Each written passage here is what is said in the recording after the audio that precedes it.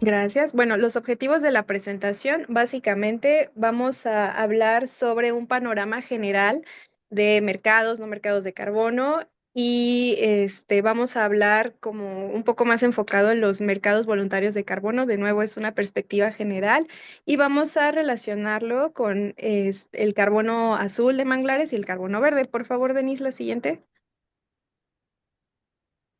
Bueno, el contenido de la presentación es una breve introducción sobre los ecosistemas forestales como sumideros de carbono, los compromisos de mitigación relacionados con estos sumideros y los mecanismos que comenté hace un momento. La siguiente, por favor. La siguiente. Bueno, primero la presentación va a estar dividida en secciones. Como tal, el formato no permitió que pusiera un número de diapositiva, entonces si quieren, si tienen dudas o se quieren regresar a un punto, por favor, chequen en qué sección está la pregunta que quieran hacer. Y bueno, de acuerdo con datos del 2020, los bosques cubrían 4.100 millones de hectáreas, que representan el 31% de la superficie terrestre mundial. Y pues estos ecosistemas proporcionan múltiples servicios ambientales, por ejemplo, retención del suelo, reducen erosión, proporcionan fuentes de alimento, combustible, refugio de fauna silvestre, conservan la biodiversidad, proporcionan hábitats para el 80% de las especies de anfibios, 75% de aves, 68% de las especies de mamíferos a nivel mundial, filtran el agua, aire. En fin, tienen diferentes servicios ecosistémicos y uno que es clave para esta presentación y pues para la conservación del mundo tal y como lo conocemos, es que los bosques juegan un papel esencial en la mitigación del cambio climático, ya que almacenan carbono. La siguiente, por favor. Existe otro. Bueno, los manglares son ecosistemas forestales que también son muy importantes. Y bueno, yo les comenté hace rato sobre los porcentajes de los bosques. No lo hice de forma como tan puntual, ya que pues para ahorrar el tiempo, pero en ese estudio no fue considerado el ecosistema de manglar. Los manglares están conformados por especies que, bueno, los ecosistemas de manglar más bien, por especies de árboles que tienen origen terrestre y que evolutivamente se han adaptado para sobrevivir en ambientes inundables. De acuerdo con datos de la FAO del 2023, la superficie del manglar en el 2020 era de aproximadamente 14,8 millones de hectáreas, lo que representa menos del 0,1% de la superficie terrestre mundial. Y más de 2/5 partes de los manglares se encuentran en el sur y sudeste de Asia, pero también el resto se encuentra en América del Sur principalmente, África, América del Norte y Oceanía. La siguiente, por favor. Y bueno, los manglares, al igual que los bosques, comparten diferentes servicios ecosistémicos importantes. Son hábitats de crianza, son fuentes de combustibles, proporcionan protección ante huracanes, tormentas y otros eventos meteorológicos en la costa.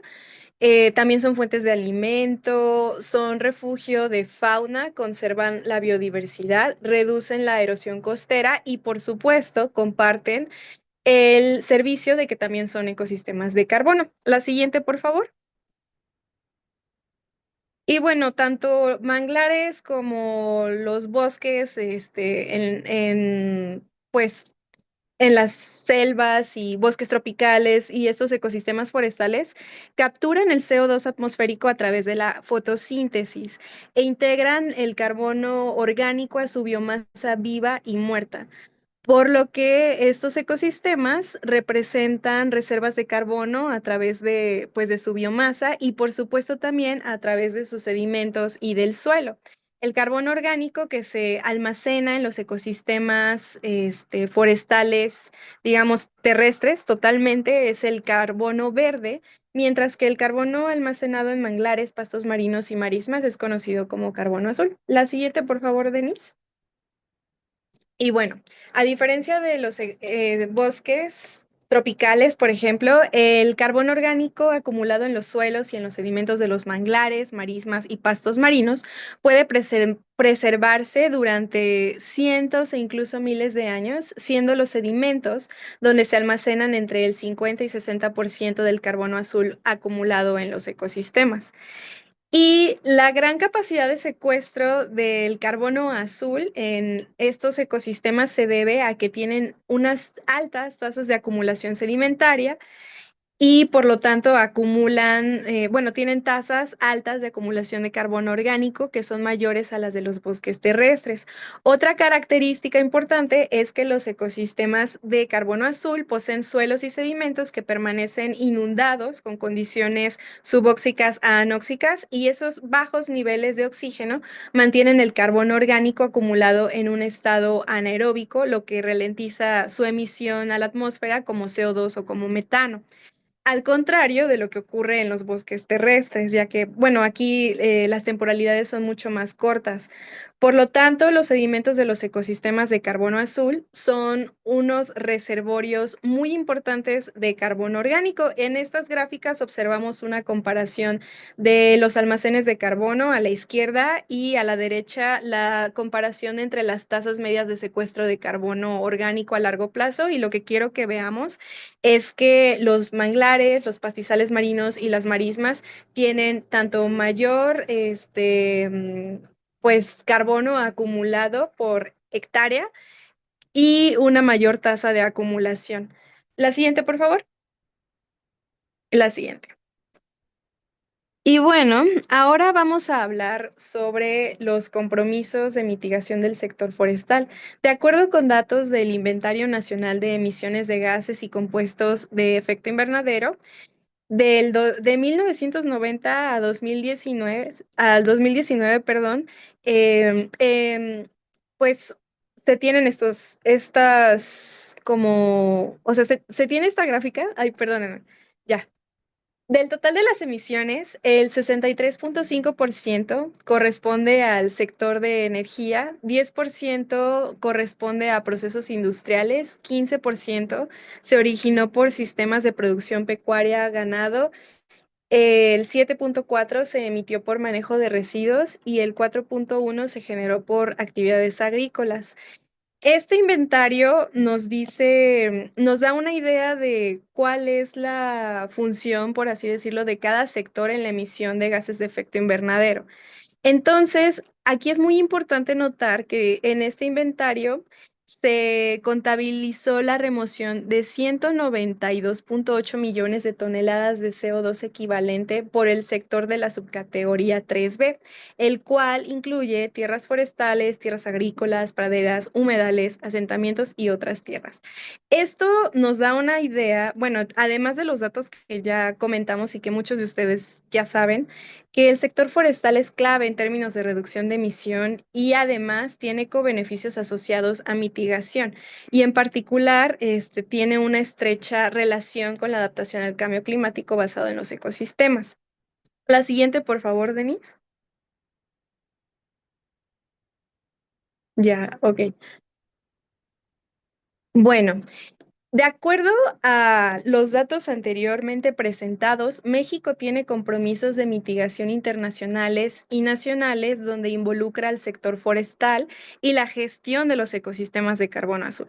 De acuerdo con el acuerdo, bueno, ahora sí que valga la redundancia, pero el Acuerdo de París es un tratado internacional cuyo objetivo es mantener el aumento de la temperatura media mundial muy por debajo de los 2 grados centígrados con respecto a los niveles preindustriales.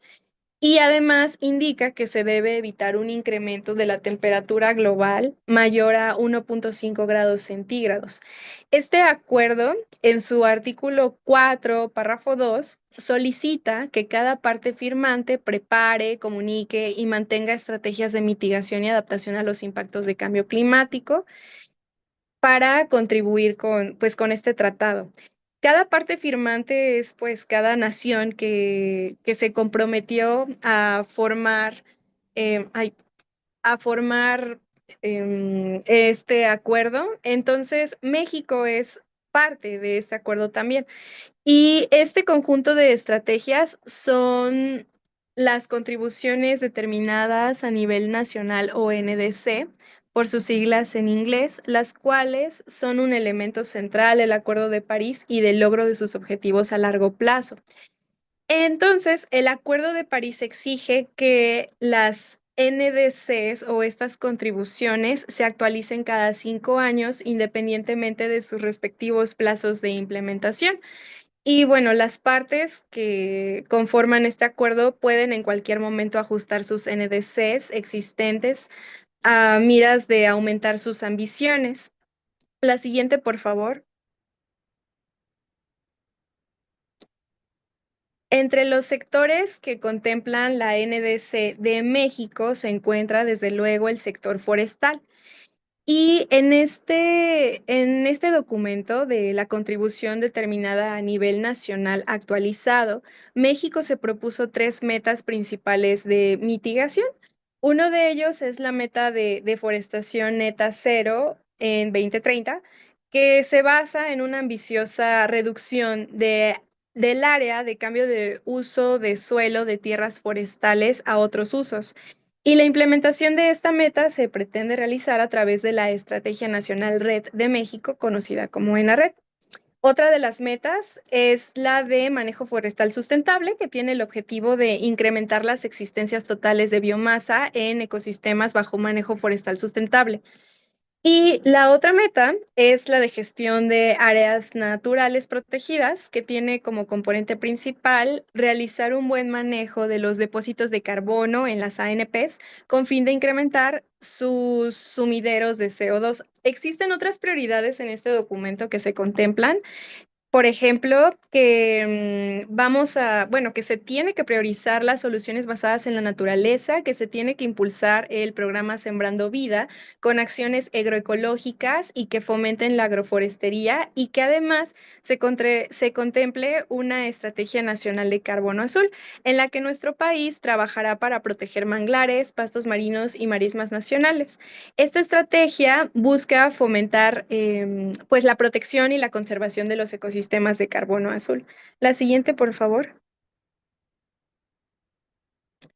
Y bueno, la NDC además cuenta con 5 ejes o componentes de adaptación, que son prevención y atención a impactos negativos en la población humana y el territorio, seguridad alimentaria, conservación, restauración y aprovechamiento sostenible de la biodiversidad y servicios ecosistémicos, gestión integral de recursos hídricos, protección de infraestructura estratégica y patrimonio cultural tangible. En estos ejes, el eje C3 específicamente establece que se deben implementar acciones de restauración y conservación de los ecosistemas marino-costeros y promover el incremento y la permanencia de carbono azul, por lo que también ya se tiene contemplado mantener acciones con estos ecosistemas muy importantes en nuestro país. La siguiente, por favor. Bueno, la siguiente. Em, entonces, ya hablamos de la importancia de los ecosistemas forestales en estos tratados internacionales y lo que México está comprometido. Dentro de estos ecosistemas forestales están los manglares y también ya mencionamos qué es lo que ellos hacen. Ahora, existen otros mecanismos que son los mecanismos de no mercados de carbono y también los mecanismos de mercado. Estos dos tipos principales de instrumentos económicos se utilizan para la reducción de emisiones de carbono y también para apoyar el objetivo de mitigación del cambio climático que tienen pues todos los países interesados en esto. Entonces, los mecanismos de no mercado son incentivos financieros positivos que son regulados por organismos internacionales y los mecanismos de mercado son otro tipo de instrumentos que a su vez se dividen en dos principales, los mecanismos de mercado regulados y los mercados voluntarios de carbono. La siguiente, por favor. Durante la COP13, las partes firmantes de la CMNUCC decidieron intensificar la labor internacional de mitigación, considerando enfoques de política e incentivos positivos que son los mecanismos de no mercado.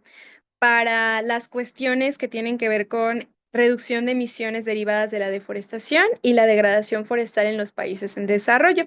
Los mecanismos de no mercado son un enfoque de cooperación en política climática que no se basan en el mercado, entre comillas, por lo que se manejan por medio de compensaciones o donaciones. Y esto es mediante la firma de acuerdos. Este mecanismo generalmente ocurre a escala jurisdiccional. En la figura de la derecha vemos un ejemplo de qué es bueno, a qué nos referimos con escala jurisdiccional. En estos mecanismos se dan incentivos financieros positivos y, bueno, la siguiente, por favor.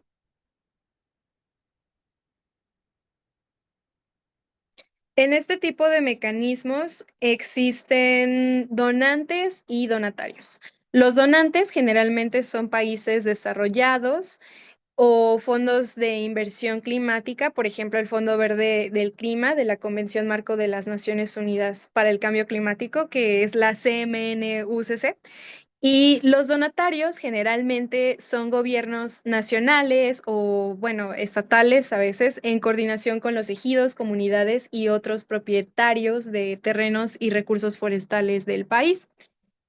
Y estos mecanismos de no mercado están regulados por organismos internacionales o por los mismos donantes y están enfocados en reducir las emisiones e incrementar acervos de carbono.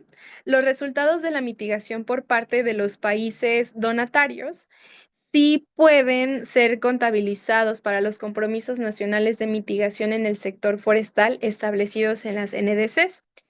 Estos resultados no implican la transferencia de la titularidad o propiedad de las reducciones de emisiones o de los incrementos de carbono en los países donantes. Esto es muy importante recalcarlo. La siguiente, por favor. Un ejemplo de mecanismos de mercados, bueno, de no mercados, perdón, de carbono es el mecanismo de reducción de emisiones, deforestación y degradación forestal, conservación, manejo forestal sustentable y aumento de acervos de carbono forestal, mejor conocido como RED+, que bueno, muchos de ustedes creo que están familiarizados con este término. Este mecanismo se creó bajo la CMNUCC para incentivar más bien a los países en desarrollo a que muestren una reducción de las emisiones derivadas del cambio de uso de suelo respecto a un escenario de referencia y que demuestren un incremento de los almacenes de carbono que sea superior a las pautas de incremento normal de la biomasa mediante un manejo forestal sustentable.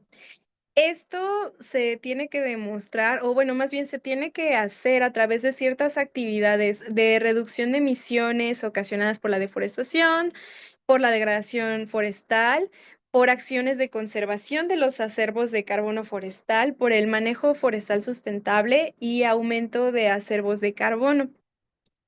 Como resultados de los acuerdos de la COP16, se estableció el Fondo Verde para el Clima, a través del cual se inició el programa de pago por resultados RED, dirigido a los países en desarrollo que hayan completado su fase de preparación y que hayan implementado acciones de RED+, de los cuales hayan obtenido resultados de mitigación. Y bueno, la siguiente, por favor.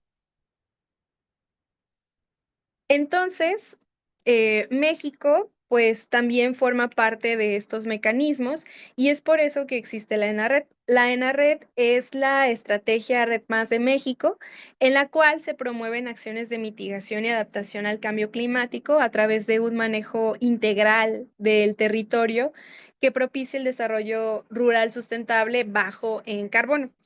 Y bueno, el objetivo de esta estrategia nacional es reducir la deforestación, es que exista el manejo sustentable, que se conserven los recursos naturales, la biodiversidad, los bienes y servicios ecosistémicos forestales.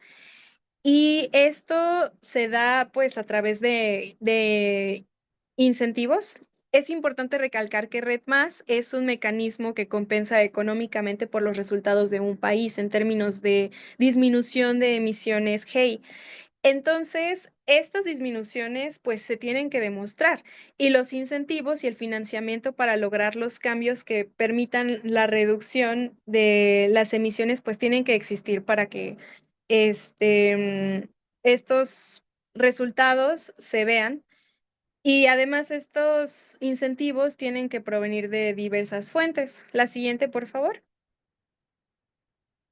Bueno, en este contexto, CONAFOR ha integrado mecanismos financieros que apoyan a la implementación de la Estrategia Nacional Red y además apoyan a los compromisos que México tiene en relación con mitigación, adaptación al cambio climático, conservación de la biodiversidad y todo relacionado al sector forestal.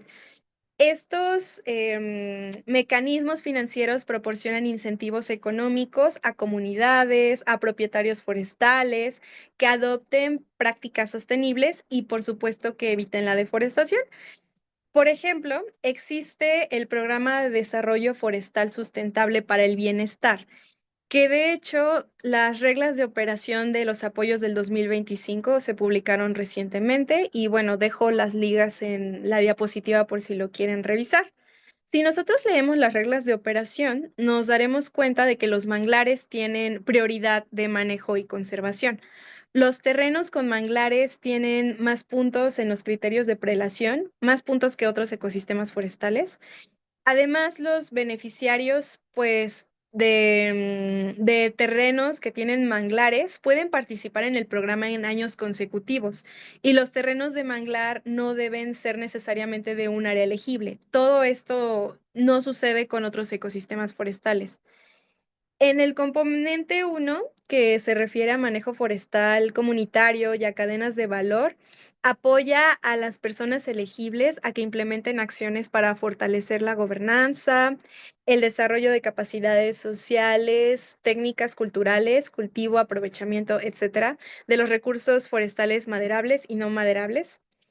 Y el componente 4, que se refiere a servicios ambientales, busca conservar de manera activa los terrenos forestales, entre ellos los manglares.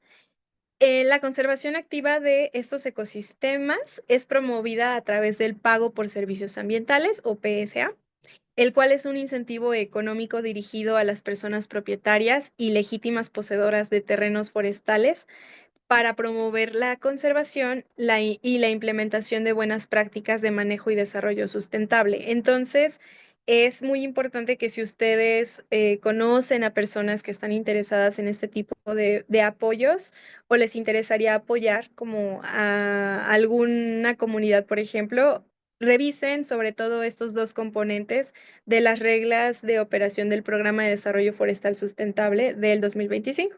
La siguiente, por favor. Bueno, además, la CONAFOR tiene otro programa que es el de compensación ambiental y dentro de él existe una convocatoria específica para restauración de manglares.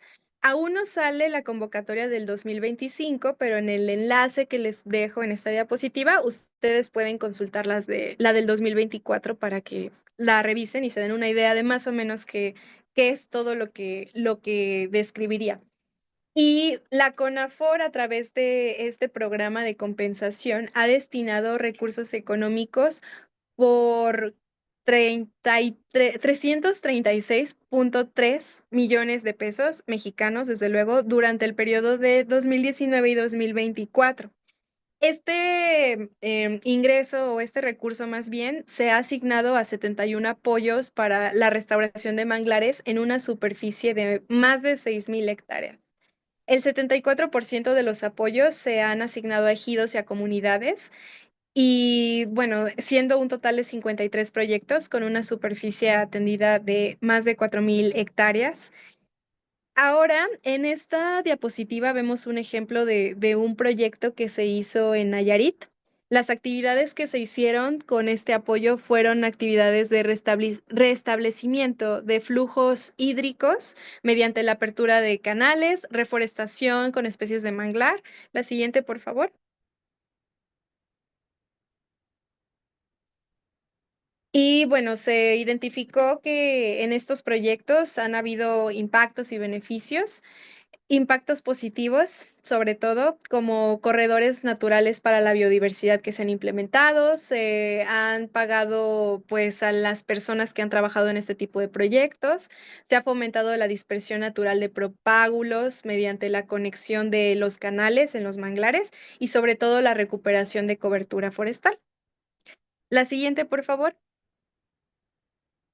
Ahora vamos a hablar sobre los mecanismos de carbono que, pues, son sistemas comerciales en los que se venden y compran créditos de carbono.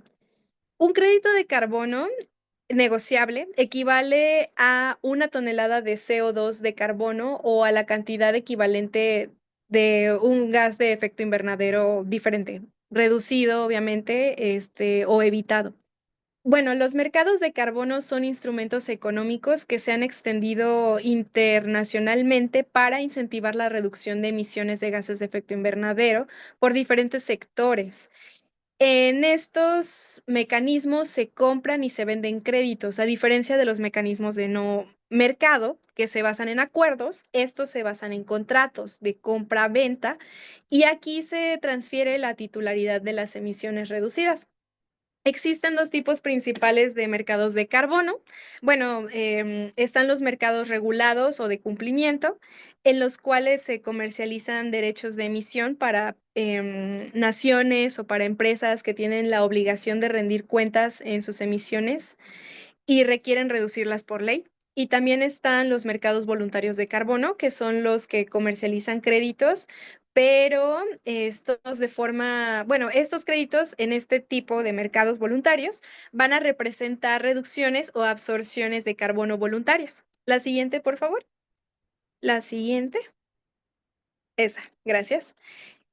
Y los mercados voluntarios de carbono son un mecanismo que han adoptado muchas empresas porque les permite a los particulares compensar de forma voluntaria su huella de carbono. Una vez que la calculan, las emisiones se compensan por medio de créditos que se generan a través de proyectos de compensación. Y en este tipo de mercados, la participación es opcional. Las empresas y los particulares o las entidades que quieran comprar créditos de carbono para compensar sus emisiones, según sus metas, según sus estrategias, pues tienen flexibilidad para poder elegir entre varios proyectos que se alineen con lo que ellos quieren lograr, ¿no? Sus objetivos, su ética, por ejemplo, lo que ellos gusten. Hay diferentes tipos de proyectos y los créditos en el mercado voluntario provienen de proyectos que deben ser certificados por organismos independientes. Esto ocurre para asegurar que las reducciones de las emisiones sean reales, sean medibles, sean íntegras. El mercado voluntario también incluye una amplia rama de proyectos, no solo forestales, también tienen que ver con otros sectores, desde, no sé, energías renovables, aguas, y esto busca la reducción de las emisiones de gases de efecto invernadero. Y bueno, también otra cosa por la que se busca mucho este tipo de mercados voluntarios de carbono es que también una meta de este mecanismo es aportar cobeneficios como el desarrollo comunitario o la conservación a la biodiversidad. La siguiente, por favor. Hasta mayo del 2023, no, perdóname, esa no, anterior. Ay, gracias, Denise. Es muy caótico que tú tengas como, bueno, que yo tenga aquí la presentación, pero tú la estés proyectando. Les iba a comentar que hay un dato de que hasta mayo del 2023 habían 248 proyectos voluntarios en México. Bueno, proyectos de mercado voluntario de carbono. Y pues no nada más tenía que ver con ecosistemas forestales, como ya les había comentado, había de todo tipo, eran proyectos diversos, pero sí se observó que existe una carga hacia el sector forestal. La siguiente, por favor. Bueno, esto era un comentario nacional, pero en general los mercados voluntarios de carbono son muy, muy buscados a nivel mundial. Los ecosistemas forestales, pues sí, juegan un papel clave en el desarrollo de estos mercados y observamos que datos de Semarnat, INEC y Triple GI del 2024 nos muestran que el porcentaje de proyectos por total de créditos emitidos a nivel global por categoría. Vemos aquí que el 40.5% de los proyectos de MBC están relacionados con silvicultura y uso de suelo. Esto es a nivel internacional. Estos datos los obtuvieron de información de Carbon Trading Project. Y bueno, de estos proyectos que hay a nivel internacional, vemos una imagen en la derecha, que es un mapa que fue obtenido por Fries y colaboradores del 2022. Y para el 2022 ellos registraron que existen proyectos de mercados voluntarios de carbono relacionados con carbono azul. En este mapa observamos que para ese año existían aproximadamente 8 proyectos de carbono azul relacionados con este mercado, 15 proyectos propuestos, uno para carbono azul, pero relacionado con pastizales marinos, y 4 proyectos propuestos de pastizales marinos también. La siguiente, por favor. Ahora, el 87.5% de los proyectos que hay en México de mercados voluntarios de carbono tienen que ver con silvicultura y con uso de suelo. De acuerdo con registros del 2024, los 10 estados con mayor número de proyectos en México, listados por categoría, son los siguientes. El primer lugar es del Estado de México, le sigue Durango, Hidalgo, Quintana Roo, Campeche, Oaxaca, Chihuahua, Veracruz, Michoacán y Jalisco. La siguiente, por favor.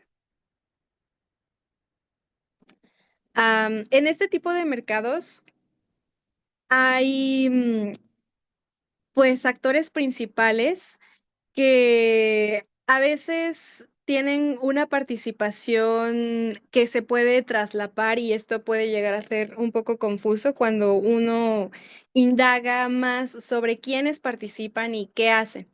En el sector forestal, para este tipo de mercados están los dueños, que son las personas que acreditan la titularidad de los créditos generados, y estos pueden ser personas de ejidos, comunidades, privados, pequeños propietarios, empresas u organismos. Los dueños de estos ejidos, por ejemplo, de estos terrenos, pues, forestales, son responsables de elegir a una persona como coordinadora o representante del proyecto. También es importante recalcar que ellos son los beneficiarios principales o tienen que ser los beneficiarios principales en este tipo de proyectos. Después están los desarrolladores de proyecto en el mapa, que son actores encargados de brindar soporte técnico a los dueños en los proyectos durante el diseño, desarrollo, la implementación, la certificación, todas las etapas del proyecto. Ellos tienen que estar ahí. Pueden ser personas físicas, pueden ser personas morales, incluso pueden ser parte de, pues, de las mismas comunidades, ¿no? Si es que ellos tienen como esta formación.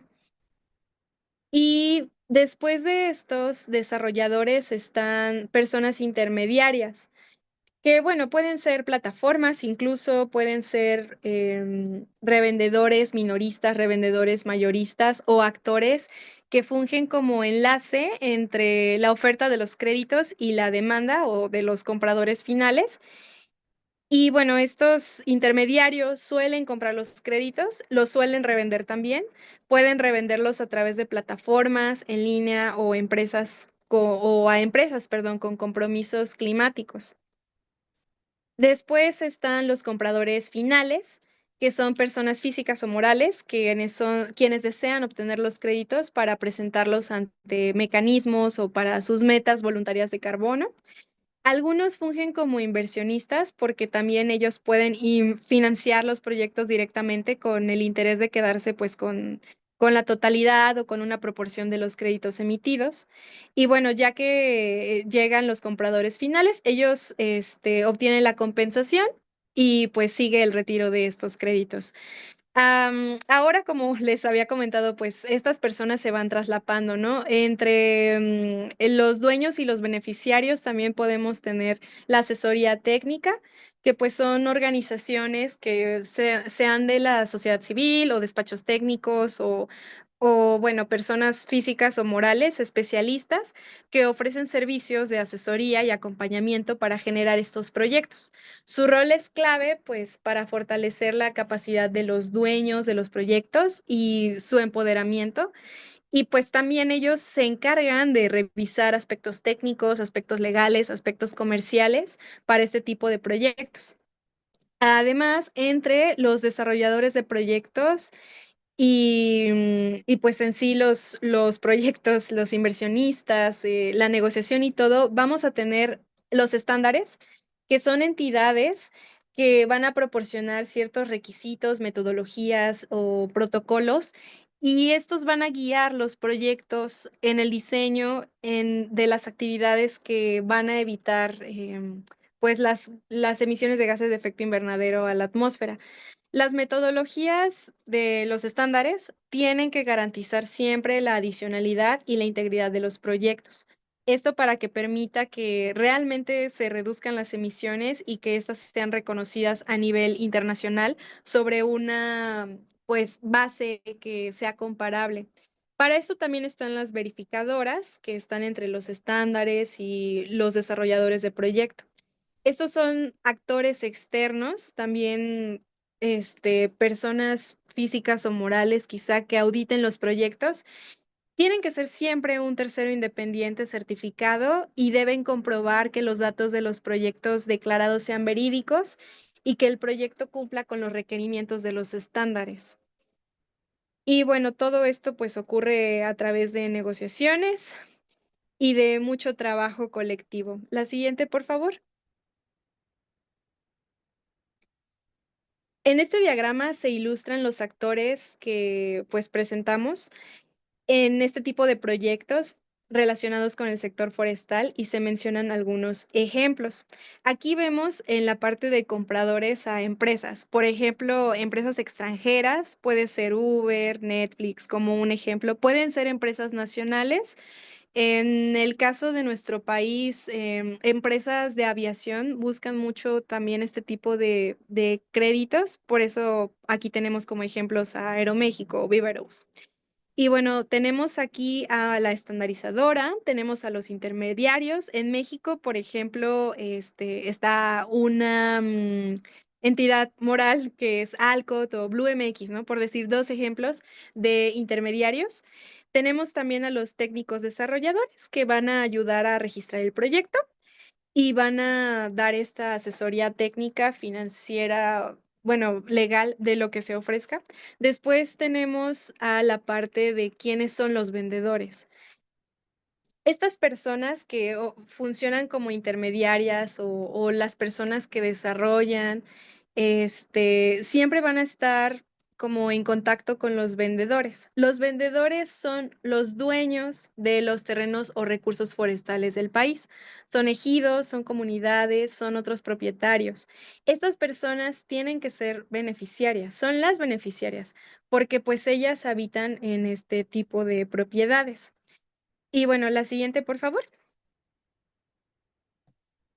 Todos estos actores van a estar conectados en diferentes fases de los proyectos de los mercados voluntarios de carbono. En la primera fase observamos que está la planeación y el diseño del proyecto.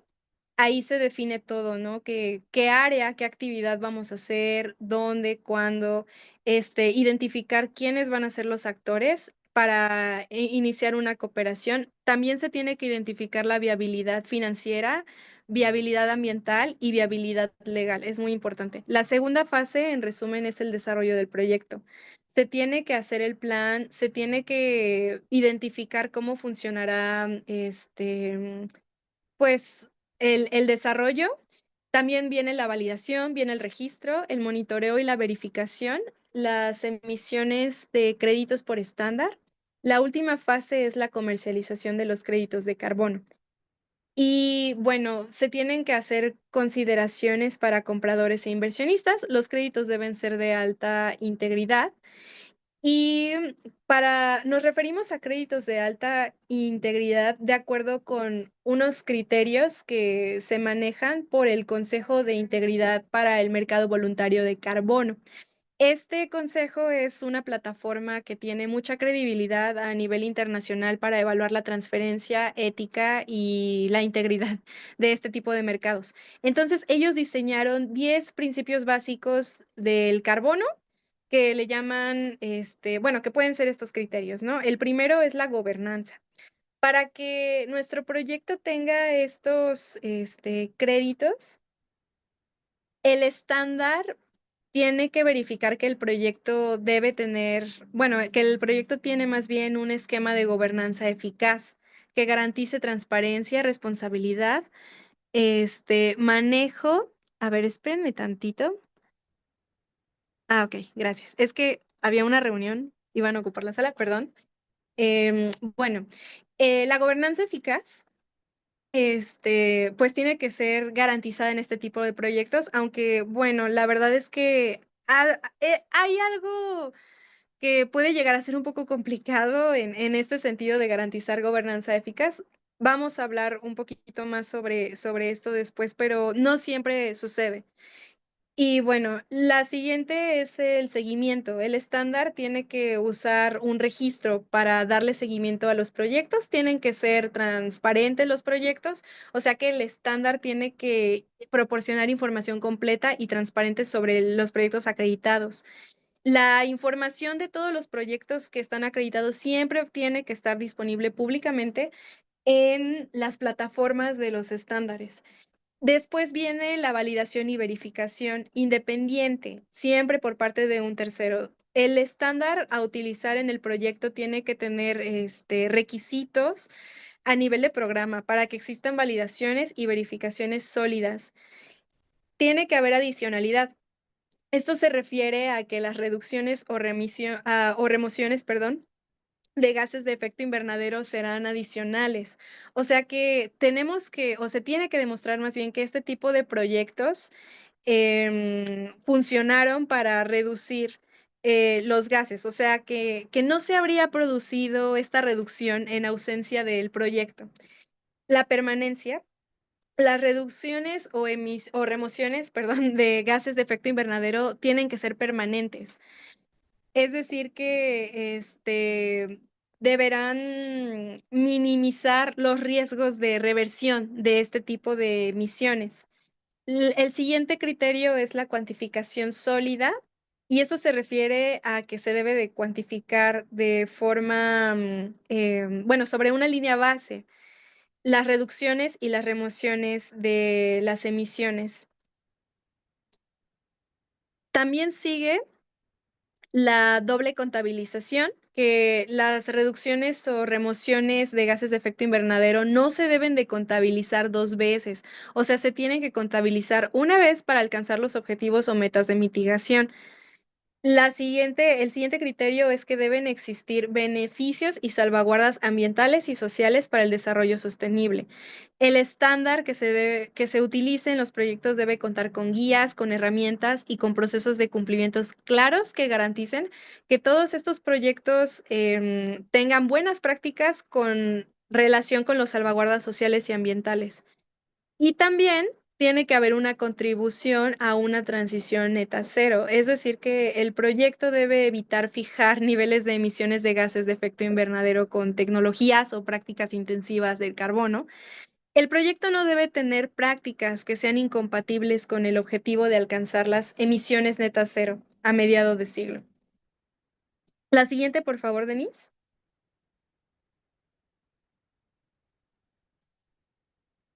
Esta es una tabla con proyectos de mercados voluntarios de carbono enlistados en desarrollo por estándar y categoría en México. Y bueno, estos son Esta tabla fue obtenida de datos de Semarnat, INEC, Triple GI del 2024 y también estos datos los hicieron a su vez con información del Carbon Trading Project del 2023. Entonces aquí tenemos estándares como Climate Action Reserve, que es CAR. En México existía para ese entonces 203 proyectos y de estos proyectos, 199 eran forestales y de uso de suelo, dos eran de carbono azul. El programa BCS tenía 33 proyectos en México, 15 eran forestales y de uso de suelo, 7 eran de carbono azul. Tenemos otros estándares como Gold Standard, American Carbon Registry. Estos estándares son para proyectos de mercados voluntarios de carbono, pero generalmente se utilizan para otros sectores como eficiencia energética o otro tipo de industrias. Y tenemos el estándar de Plan Vivo, que en México para ese año se habían registrado 3 proyectos, de los cuales 3 eran forestales y de uso de suelo y 2 de carbono azul. Es claro que existen 3 estándares que en México y en general en otros países se utilizan para este tipo de proyectos de mercados voluntarios de carbono en ecosistemas forestales. Estos, como tal, esta información no tenía si, bueno, no mencionaba si los proyectos de carbono azul eran de manglares o eran de otro tipo de ecosistema de carbono azul, pero lo más probable es que sean de manglares porque ahí es donde ya se tiene más exploración, se tienen estándares donde ya se menciona qué es lo que se tiene que hacer en este tipo de proyectos. Básicamente es restauración, reconstrucción de canales.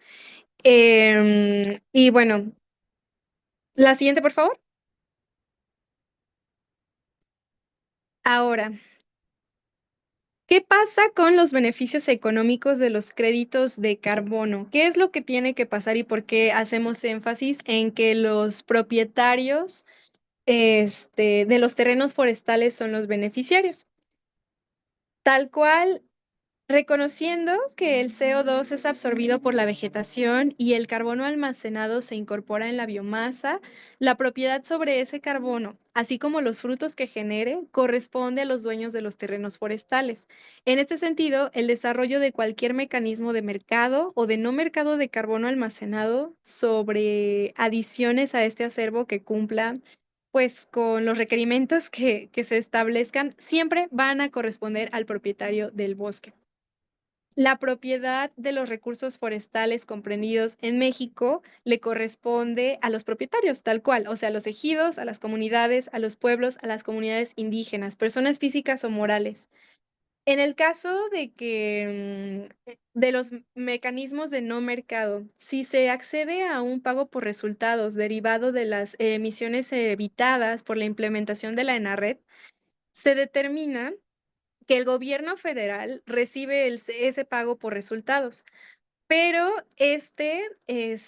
reconoce que el derecho a recibir los beneficios de dicho pago le va a corresponder siempre a las personas propietarias y habitantes de las regiones. Entonces, el gobierno recibe el pago, está para esto el fondo forestal y mediante este ya pueden acceder estas personas propietarias.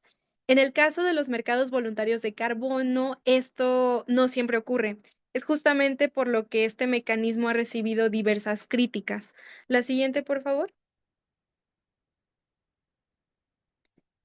Existen desafíos y riesgos sociales para las comunidades locales en el contexto actual de este tipo de mercados voluntarios de carbono. Hay oportunidades, hay riesgos.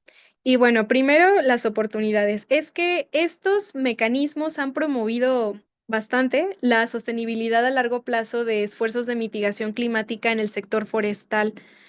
Esto es muy importante porque se está volteando a ver que los bosques son muy importantes, que los ecosistemas de carbono azul son muy importantes y pues que se tienen que conservar. Estos También dan incentivos financieros para la permanencia de proyectos o actividades, lo cual también ayuda a que se generen más y más cada vez proyectos de restauración, de reforestación de estos ecosistemas. También brindan la oportunidad de obtener ingresos para los dueños y los poseedores de terrenos forestales, porque claro que, o sea, obtienen beneficios económicos gracias a estos mercados y bueno, es una oportunidad para ellos. Detonar la atención a otros problemas ambientales también es algo que ha pasado gracias a estos mercados voluntarios de carbono, porque pues ya volteamos a ver, no nada más pues que el bosque existe, ¿no? Y que el bosque nos ayuda, por así decirlo, a mitigar estos gases de efecto invernadero, también nos da cobeneficios. Los riesgos sociales, económicos y ambientales que se han encontrado, en resumen, es que este, mm, pues sucede que las empresas y gobiernos de países pueden disminuir la prioridad de la reducción de sus emisiones en sus cadenas de valor porque ya existe el mercado voluntario de carbono. Entonces, en vez de reducir, pues más bien la buscan compensar. También otro riesgo es que la concepción financiera actual de estos créditos no favorece del todo el cumplimiento de las obligaciones de mitigación del sector privado, por lo mismo que no buscan como tal disminuir gracias a esto. Existe una falta de regulación de este tipo de mercados y bueno, esto también genera que exista abuso a las comunidades locales respecto a los beneficios reales y justos. Otro de los riesgos o retos actuales de este mercado es lograr que exista un precio justo para los créditos de carbono en México. De acuerdo con datos de Semarnat del 2024, el precio del crédito de carbono ha variado desde los $3.8 hasta los 25, estando el precio más alto asociado a un proyecto de carbono azul con co-beneficios bioculturales. Pero el precio promedio de los créditos en México fluctúa entre los $8.21 y $9.53. Esto genera muchas veces que las empresas extranjeras que revenden créditos ofrezcan en promedio precios más altos, entre 12 y $14, mucho más altos a los que se hace en México. En tanto, las empresas mexicanas que usan los créditos directos ofrecen precios muy, muy bajos, entre 6 y $8. Es necesario que se fortalezca la trazabilidad de los créditos porque pues si los créditos se transfieren al extranjero, por ejemplo, existe un riesgo de que ocurra la fuga de créditos del mercado voluntario de carbono en México. Si no tenemos la trazabilidad de los créditos, vamos a desconocer su destino final. Y otro de los riesgos que se ha identificado mucho en este tipo de proyectos es que el contexto actual de los mercados ha proporcionado greenwashing. Entonces, pues hay que tener cuidado con esto. De hecho, hubo críticas muy fuertes a este tipo de mercados en años anteriores, pero justamente se identificaron estos riesgos para hacer algo al respecto y generar buenas prácticas para lograr proyectos que tengan, eh, pues, el valor social y ambiental. La siguiente, por favor, que corresponde. Gracias.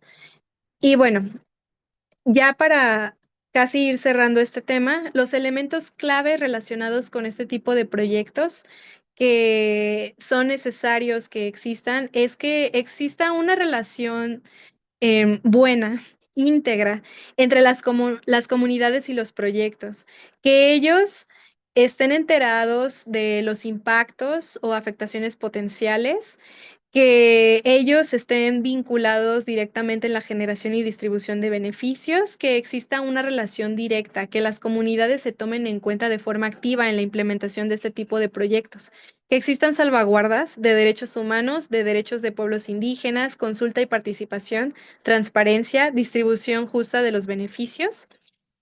Y la siguiente, por favor.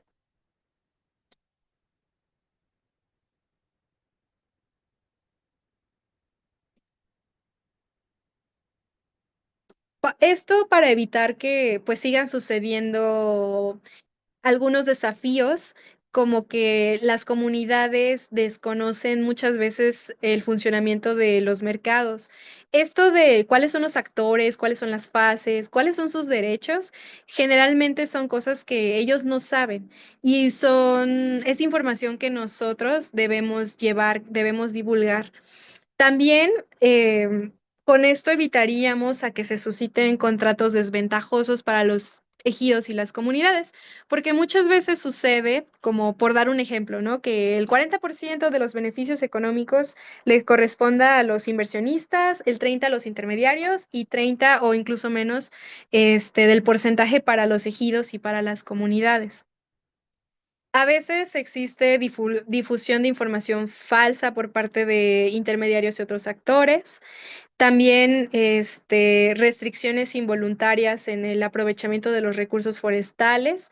Y pues muchas veces también ocurre que han habido incumplimiento a las salvaguardas y a los derechos de las comunidades en general. Necesitamos que existan o se generen mecanismos para prevenir este tipo de irregularidades. La siguiente, por favor.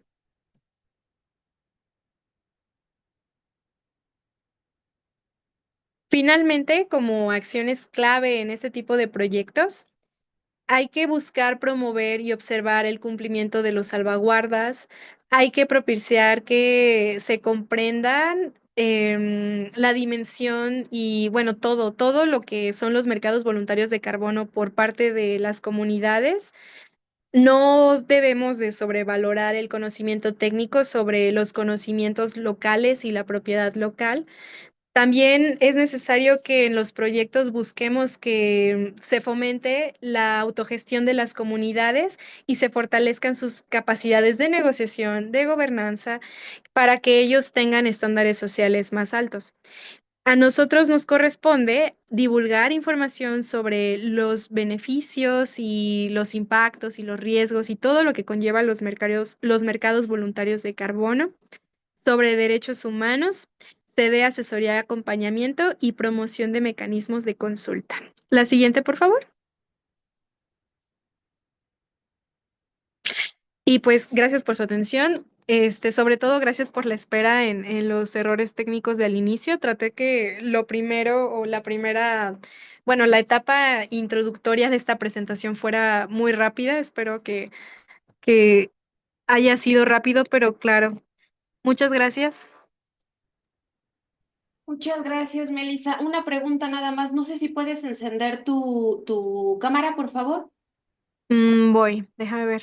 Por favor, nada más para esta, la sesión de preguntas y respuestas. Si no, no te preocupes, ¿eh? Únicamente es para que...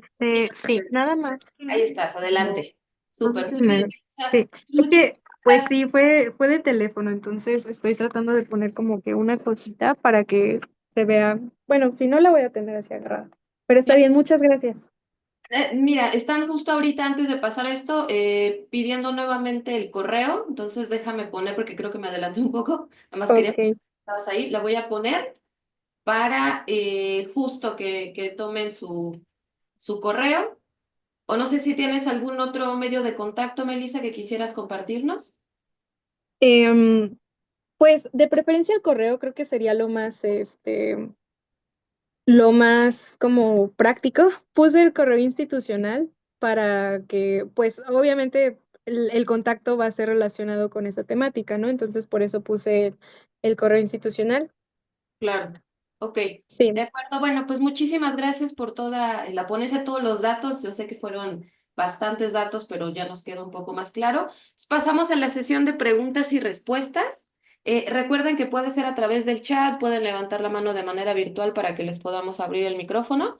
Por lo pronto, déjame ver si hay alguna en el chat. Sí, María Rodríguez dice, hola, la CONAFOR tiene un estimado del porcentaje de ingresos que no llegan a las comunidades por la intervención de intermediarios. ¿Existe un padrón de intermediarios autorizados que no abusan de las comunidades? Pues que yo sepa, no. No, no se tiene, pero de todas maneras, voy a investigar bien si es que se tiene y si no, pues sería interesante proponerlo. No se tiene. No, ya me confirmaron que no se tiene. Que no se tiene. De acuerdo. Ok, De Pero acuerdo. por favor, ¿me puedes escribir? No veo yo las preguntas en el chat. Claro, No sé sí, si es porque estoy simplemente en me el llegan a celular, mí, pero yo las pero, contesto. ok, gracias. Sí, necesito que por favor me las compartas para que cualquier propuesta, cualquier cosa que se mencione y podamos hacer la conexión con esta institución, pues adelante. Claro, ok. Muchas gracias, Melissa. Hay una mano levantada de CBG, no sé bien qué signifique, pero Nacho, ¿me ayudas, por favor, a reactivarle el audio? Hola, ¿qué tal? Buena tarde. César Buenas Vázquez tardes. González. Es que están mis iniciales Ah, nada ya, más. ok. Así. Adelante. Y la verdad es que no les sé cambiar. Muchas gracias. Muchas gracias por tu presentación. La verdad, los esquemas sí están muy claros, ¿no? De muchos participantes dentro de la operatividad de estos proyectos. La duda que yo tengo que es una pregunta, es la siguiente. Mencionaste por ahí que pues, y lo que es muy cierto, que muchas veces hay abuso por parte de promoventes de proyectos, inversionistas, etcétera, sobre la distribución de los beneficios económicos, estrictamente hablando, entre los dueños de los proyectos, sean estos pequeños propietarios privados o ejidatarios o tierras de uso común de los ejidos, em, y pues quienes promueven los proyectos y los inversionistas. Pero y mencionabas por ahí unos porcentajes, ¿no? Que hay veces que se da solo un 30%, un 20%. Entiendo que estas experiencias en otros sectores ya se tienen, como en el sector energético y específicamente lo que ocurrió con el desarrollo de los parques eólicos y el boom de la tierra en el istmo de Tehuantepec. Pero, ¿cuáles son esos límites? O sea, ¿hay alguna fórmula, hay alguna definición de de qué porcentaje se debe asignar a los propietarios de las tierras, al técnico desarrollador del proyecto, al inversionista? Porque también es cierto que al final del día el inversionista es el que va a arriesgar el capital con el que se va a desarrollar el proyecto. Si de un año a otro resulta que hay una época de incendios, como es muy común en el sureste del país, se va a quemar toda la plantación y se perdió la inversión. Y ese es un costo que no va a asumir el propietario de la tierra. Eso también es una realidad. Entonces, Sí. ¿hasta qué punto, hasta qué porcentaje, digo, y siendo objetivos en el entendido de que pues uno más uno es dos y hay una ecuación de producción muy simple: tierra, trabajo, capital y tecnología? Entonces, ¿hasta qué punto eh, el porcentaje o el valor se le tiene que asignar, o cómo se le tendría que asignar? Bueno, pues muchas gracias por la pregunta, muy interesante. Totalmente de acuerdo, ¿no? O sea, como que también hay que tomar en cuenta eso de que no nada más es, bueno, el riesgo del inversionista es alto, ¿no? Y pues hay muchas otras como, pues consideraciones económicas que hay que poner en la mesa al planear este tipo de proyectos. Como tal, no existe. O sea, esos porcentajes de la presentación son un ejemplo, ¿no? Por decir algo de experiencias que se han escuchado, como tú mencionas, pero como tal no hay un porcentaje, es algo que se debe de planear cuando se hace el diseño del proyecto. Sin embargo, el estándar Plan Vivo, por ejemplo, sí menciona que el 60% de los ingresos bueno, por la venta de certificados de Plan Vivo se destina directamente a las comunidades y a los productores participantes. O sea, es el único estándar, me parece, hasta la información que tengo hoy, que hace este tipo de porcentajes, los otros no, hasta ahora. Pero como bien dices, es algo que se tiene que tomar en cuenta. Yo creo que esta es más como una pregunta filosófica, ¿no? Y más como de ética, de moral, como qué tanto vamos a, o sea, qué tanto porcentaje le vamos a dar a cierta persona, qué es justo para cada persona y también la temporalidad, ¿no? Porque vamos a pagar antes de que inicie el proyecto o vamos a pagar después del proyecto, ¿no? Por lo mismo de los riesgos que tú mencionas. Desde mi punto de vista, así muy, muy personal, creo que sería bueno tener como que, bueno, en el caso de la temporalidad, como ir dando como pagos poco a poco, pero también fortalecer otras.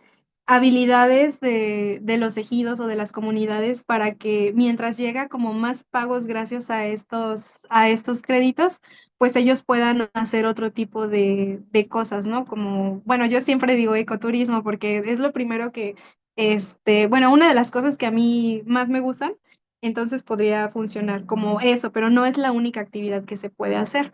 ¿Qué otra cosa? Como tal no existe. Esa era la respuesta a tu pregunta. No sé si quedó claro. César, no sé si, César, ¿verdad? Creo que era el nombre, perdóneme si olvidé el nombre.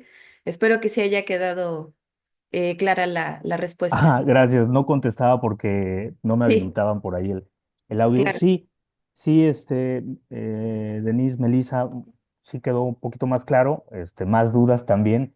Y ya solo para Sí. terminar, por ejemplo, ahí mencionas algo muy importante, si te pago por adelantado o después, porque hay, no sé, se han explorado esquemas en los cuales sea una sociedad, en la cual, es decir, yo te diga, tú pones la tierra y entonces la tierra en una ecuación de producción de un bien que va a ser al final el carbono, y los créditos que deriven de esto, al final equivale a tanto porcentaje, entonces somos socios y dentro de 20 años, pues vamos a compartir las ganancias en este porcentaje.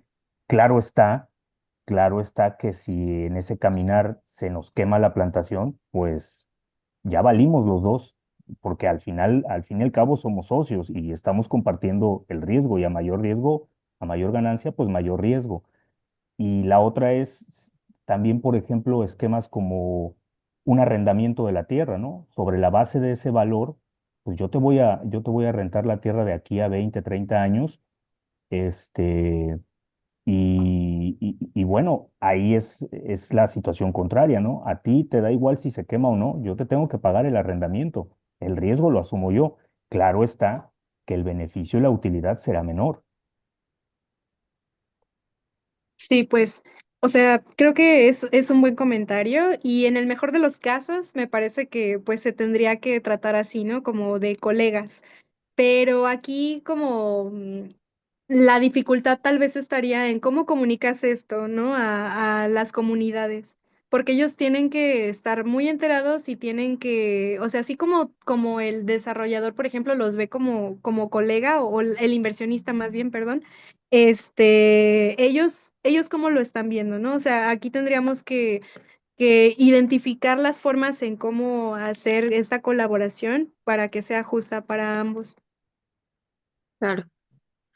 Muchas gracias por la pregunta, gracias por la respuesta. Voy avanzando porque sí tenemos varias preguntas. En el chat, Valerie Ávila dice, bueno, agradece la información y la presentación y pregunta, en la cuestión de pastos marinos, las personas no tienen tenencia de la tierra, además de que estos ecosistemas muchas veces recaen dentro de las áreas naturales protegidas. ¿Cómo es el mecanismo para que una comunidad pueda proponer acceder a un proyecto de estos? Bueno, en el caso de los mecanismos de no mercado, para acceder a un tipo de programa de, por ejemplo, los que mencioné de CONAFOR o esto, hay áreas elegibles. O sea, por ejemplo, si nosotros vemos el programa de desarrollo forestal sustentable para el bienestar del 2025, pues ahí vamos a identificar que hay una sección donde bueno, donde se visualizan este tipo de áreas. Entonces, nosotros identificamos si nuestra área está ahí y podríamos acceder pues a este tipo de proyectos por el área específicamente. Y bueno, si está en una ANP, pues mejor. Y de hecho, las ANPs tienen como, así como prioridad de manejo y conservación como los manglares. Bueno, tienen como los manglares más bien prioridad de manejo y conservación porque también tienen, según lo que he leído, mayores como puntos en los criterios de prelación en ese caso. En el caso de los mecanismos de mercado, específicamente los mecanismos voluntarios de carbono, creo que ahí sería como este, ¿cómo decirlo? Es como, bueno, hasta donde yo tengo identificado, puede ser como un gap muy importante porque sí se tiene que tener pues la tenencia de la tierra, a menos que el área de pastos marinos caiga o esté muy cerca, bueno, no esté muy cerca, más bien esté dentro de un área con otros ecosistemas y ahí quizás se tenga como o sea, la tenencia podría justificarse quizá en el proyecto de que los pastos están cercanos a ese proyecto, hasta donde yo sé. No sé si alguna persona que haya ya trabajado con este tipo de proyectos en MBC tenga más información al respecto en esta reunión. Ok, no creo que no. Ok, bueno, pues muchas gracias, Melissa. Pasamos con la siguiente. Francisco, ¿tienes la mano levantada? Si podremos reactivarle el audio, por favor.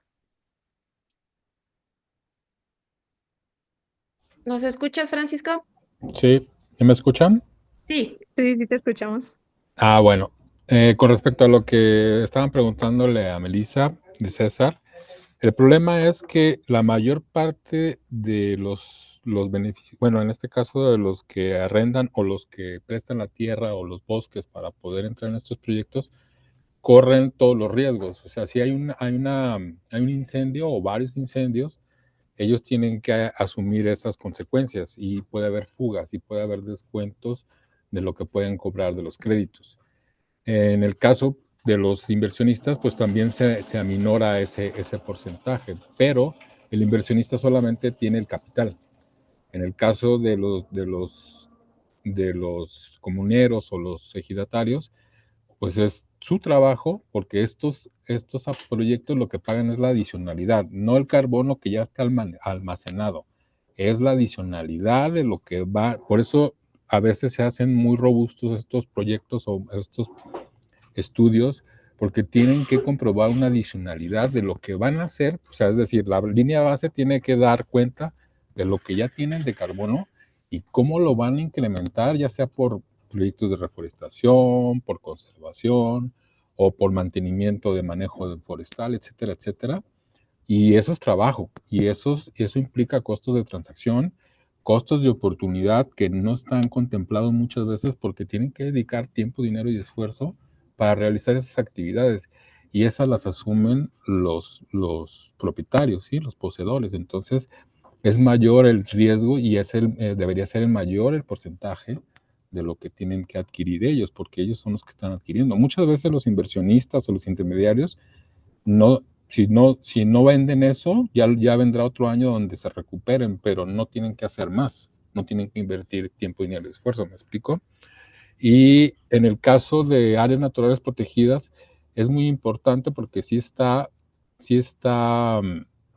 como los objetivos hacia la conservación o el manejo, pero se tiene que dar cuenta con el área natural protegida. O sea, tiene que haber una comunicación entre los que habitan el área natural protegida desde que se creó el área natural protegida, mediante el consejo o el comité técnico que tenga cada área natural protegida, y ellos tienen que dar un visto bueno por ley de todos los proyectos que se aprueban o que se realizan dentro del área natural protegida y tiene que haber mucha comunicación entre los habitantes y los poseedores de esos terrenos con los directivos del área natural protegida. En este caso, CONAFOR apoya, tiene criterios de prelación que incentivan el apoyo en estas áreas naturales protegidas y de eso se trata, de que todo el mundo tenga toda la información y estén en acuerdo común todos, ¿no? Gracias. Muchas gracias, gracias, Muchas Francisco. gracias. Justo por Sí. complementar las respuestas, muchas gracias. Vamos nada más con las últimas dos. Las demás no las vamos a poder leer por tiempo, pero se las vamos a pasar a Melissa. Bueno, tenemos una aquí de Ana Laura. Los humedales y manglares que se ubican en la zona federal, los beneficios de los bonos de carbono, ¿sería para el presupuesto del gobierno municipal, estatal o federal? En el caso de créditos de carbono, o sea, en los proyectos de mercados voluntarios de carbono, no son como tal para el gobierno, ¿no? O sea, son para los dueños tal cual y para las personas que interactúan en la creación de estos proyectos. Ahí habría una repartición. En el caso de los mecanismos de no mercado, este, es que depende bueno. Como tal, no, porque los mecanismos de no mercado no están relacionados como con este tipo de créditos. Los... A ver, déjame ver la presentación que está acá. Sí. Es que, o sea, como tal, más bien aquí se da como apoyos.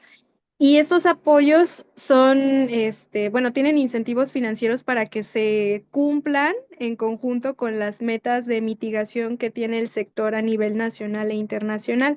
Entonces, los bonos como tal no hay bonos, o sea, simplemente es dinero para que la gente haga como que este tipo de acciones de manejo forestal comunitario, de conservación activa de los terrenos, pero como tal no hay bonos. No sé si eso responde tu pregunta.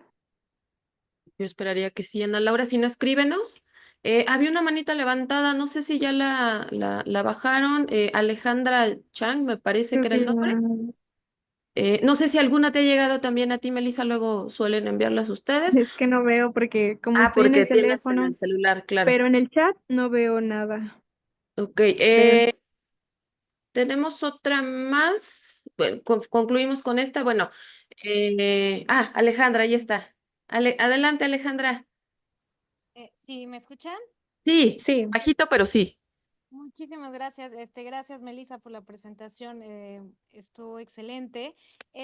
Yo quería, bueno, contribuir un poco a lo que han comentado, tanto César como Francisco. En mi caso, yo trabajo en una comunidad de manglar.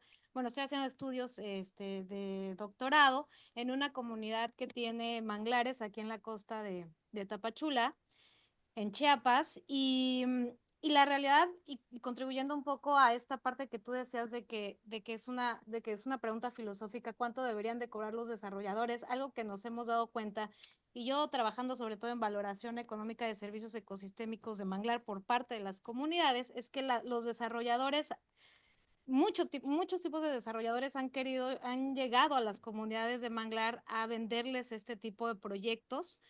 eh, Cuando yo llevo 2 años trabajando con ellos, a analizar si ellos sabían lo que eran los bonos de carbono, no sabían, y sin embargo ya habían firmado los contratos.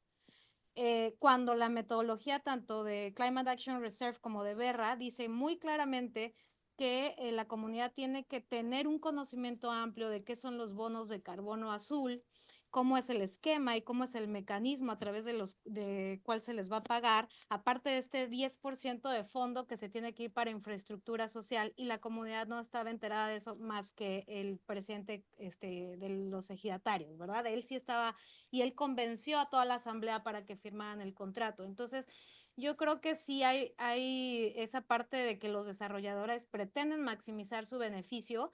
En muchos casos les están cobrando hasta el 60% de la comisión. Yo entiendo que ellos, a final de cuentas es su trabajo, y están de alguna forma aceptando también riesgos, pero habría una forma por parte ya sea del gobierno federal de que también ONGs, o sea, porque de lo contrario no se va a llegar a la meta y al objetivo de la conservación de manglares, que son los principales reservorios de carbono azul. ¿De qué forma se puede regular a los desarrolladores, y si habría una forma de que asociaciones civiles o ONGs de alguna otra forma también fueran certificadoras, para evitar también el problema de que todo sea negocio, tanto por parte de los desarrolladores como lo que tú comentabas, de que hay empresas en el extranjero que van a comprar los créditos y los van a revender? Y al final son ejidos que en su mayoría viven en pobreza extrema, que subsisten, y en el caso de mi bananera hay un problema muy particular, que ya ningún desarrollador quiso entrar al proyecto a pesar de que ellos restauraron sus 900 hectáreas de manglar, porque están rodeados de las bananeras de Chiquita Banana, y las bananeras no quieren tratar sus aguas residuales y todo lo están tirando al manglar. O sea, sus 5 vertientes están en el manglar y está altamente eutrofizado, y esa es una gran problemática porque hasta que no se controle no se les va a poder desarrollar un programa de carbono azul, porque evidentemente es un manglar que está muy estresado, aunque está restaurado y la comunidad ha hecho todo para restaurarlo a través de Bonafón y de Pronatur. En ese sentido, ¿qué se podría desarrollar para certificar ya sea a ACES o ONGs que voluntariamente trabajen con las comunidades para desarrollar? En mi caso muy particular, Ecosur lo intentó, pero Ecosur no está certificado, el Colegio de la Frontera Sur, pero de alguna u otra forma se tiene que poder certificar. Esa es, muchas gracias. Muchas gracias, Ale, por tu comentario, por, bueno, tu pregunta y por tu anécdota. Lo que nos contaste es muy importante. Es una muy buena pregunta. Creo que como hasta la información, bueno, con la información que tengo hasta ahora, más bien, lo que nosotros podríamos hacer sería promover la comunicación, la divulgación y la difusión de conocimiento a estas comunidades, pero sobre todo que este conocimiento sea como entendible para ellos, ¿no? O sea, que nosotros saquemos todas las habilidades que tenemos de divulgación para hacerlo, para que ellos puedan empoderarse y tener como un mejor manejo y una mejor idea de qué pasa.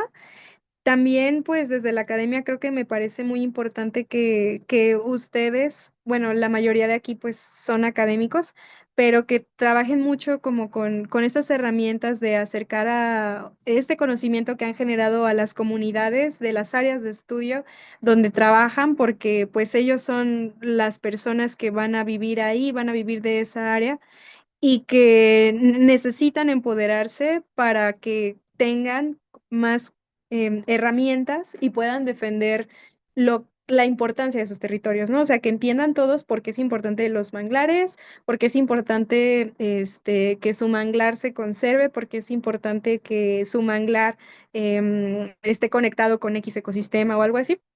De la pregunta de las certificadoras, la verdad es que no tengo una respuesta, o sea, no sé qué podrían hacer para que se certifiquen, porque desconozco esos trámites. Soy honesta, pero pues podríamos investigarlo para ver si, qué se podría hacer, ¿no? En ese caso. Igual, les quiero comentar que, bueno, Francisco es mi colega de la gerencia, él es experto en salvaguardas y pues ha estado, es quien tiene la mano levantada. Tal vez puede contestarte Para mejor esta complementar pregunta. la Sí, respuesta. para complementarla. Sí, Francisco, adelante. Sí, buenas. Sí se puede hacer todo ese tipo de cuestiones, sí se debería.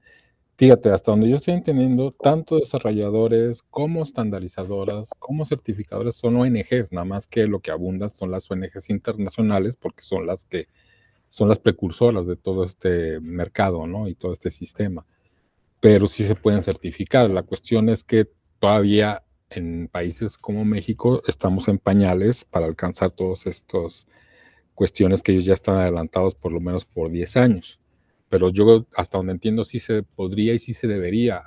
Plan Vivo yo entendía que era mexicano, me habían corregido que no, que es de Centroamérica, pero es por eso Plan Vivo tiene mejores calificaciones en cuanto a estándares sociales o salvaguardas sociales. Porque, por ejemplo, los pagos, la distribución de beneficios, por eso le llaman distribución de beneficios, en el caso de las comunidades tiene que hacerse con todos los que están participando e incluso con el ejido, todos los elegidos. Si son 100, con los 100. Si son 250, tiene que ser con los 250. Ese problema de la comunidad es la gobernanza y la cuestión de la organización es muchísimo más compleja para llegar a acuerdos. En cambio, un solo inversor, un solo desarrollador que es dueño de alguna firma, pues solamente él tiene que tomar la decisión de si los beneficios le resultan o no, o mejor se retira, ¿no? Pero aquí, por ejemplo, el ejemplo que estaba poniendo Alejandra del manglar, pues ese es un problema. O sea, los riesgos los están corriendo los ejidatarios o los comuneros, porque la contaminación, aunque no la están generando ellos, la están generando sus vecinos y se van a sus terrenos y le están quitando la oportunidad de tener esos beneficios para vender su carbono, ¿no? Gracias. Muchas gracias. Muchas Gracias, gracias, Francisco. Francisco. Pues bueno, justo por cuestiones de tiempo se nos quedan varias preguntas en el chat, pero afortunadamente se van guardando, se las pasaremos a Melissa también, quien se perdió, o bueno, llegó un poco tarde después de que inició el seminario, no se preocupen, va a estar disponible en nuestro canal de YouTube completo. Y bueno, ya también nos ayudó Melissa a poner ahí su correo para que también le puedan escribir y tener contacto. Muchísimas gracias, Melissa, te agradecemos muchísimo. Le agradecemos también a tu equipo que sabemos que está también por ahí apoyándote. Y pues bueno, nos vemos en la próxima y en cuanto esté listo el seminario en nuestro canal de YouTube, se lo compartiremos también a Melissa y a todos ustedes para que puedan ver si algo ahí se nos escapó. Muchas gracias, hasta luego. Buen día. Gracias a ustedes. Saludos, doctora Caro.